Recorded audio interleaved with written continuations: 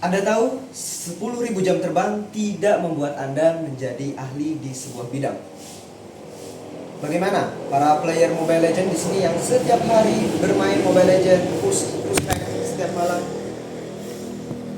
Kameranya terjatuh. Tetapi tidak kunjung mencapai mythical glory.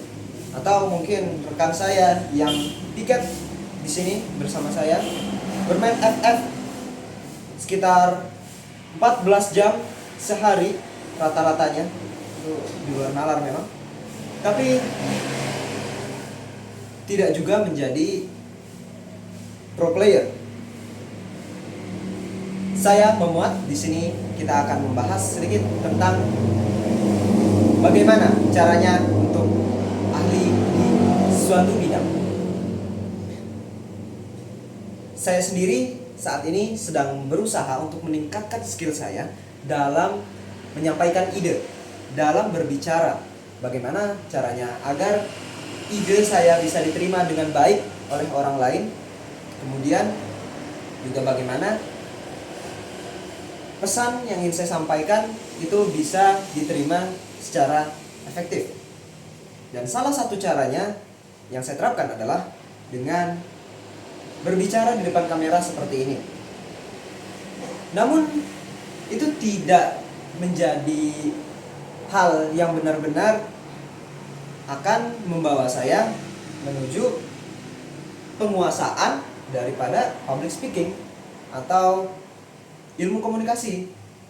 Jadi setelah saya review beberapa video saya, ternyata tidak banyak peningkatan yang signifikan. Bahkan setelah saya libur selama sebulan, saya melihat kualitasnya itu turun. Mulai dari filler, juga bagaimana kelancaran saya menyampaikan pikiran, dan bagaimana monotonnya gerakan saya yang seperti ini saja. Saya mungkin perlu gerakan-gerakan lain. Jadi itu satu. Apa yang saya lakukan adalah repetisi atau pengulangan saja. Kita tahu kita banyak mengulangi hal dalam keseharian kita. Mungkin diantaranya juga berbicara. Siapa sih yang tidak berbicara dalam setiap harinya? Tetapi setiap orang memiliki kemampuan berbicara yang berbeda-beda. Jadi apa yang membedakan orang yang bisa berbicara dengan memukau dan orang yang bicara itu biasa saja seperti saya mungkin ya? Bagaimana caranya agar kita dapat menguasai suatu ilmu? Selain repetisi, repetisi itu mungkin bisa membantu. Dan itu dibuktikan dengan bagaimana kualitas saya dalam menyampaikan ide itu menurun drastis ketika saya berhenti melakukan kebiasaan ini. Dan selain repetisi, kita bisa juga lakukan reiterasi. Jadi reiterasi ini alih-alih hanya sekedar mengulang, tapi ketika kita mengulang, itu kita pelajari apa yang berubah, apa yang berbeda dari gerakan saya sebelumnya, apa yang bisa ditingkatkan, apa kesalahan-kesalahan yang sudah saya lakukan di pengulangan sebelumnya, kemudian akan saya usahakan untuk diperbaiki di pengulangan selanjutnya. Jadi alih-alih hanya melakukan repetisi, kita bisa lakukan reiterasi.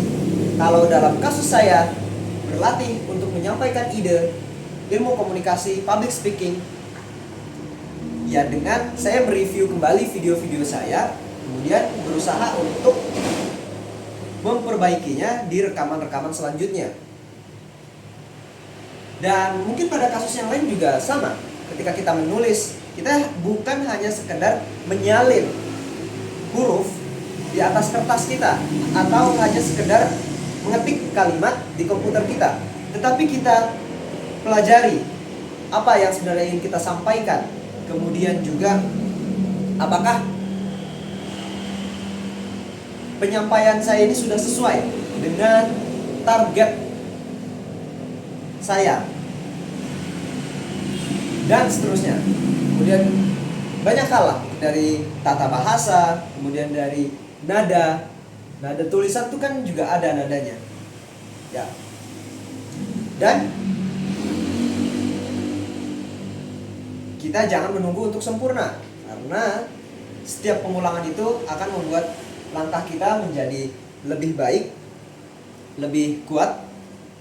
Tetapi jika kita menunggu kaki kita menjadi kuat, kita menunggu alas kaki kita menjadi bagus, kita menunggu medan jalan kita menjadi ideal, maka tidak akan ada langkah yang diambil.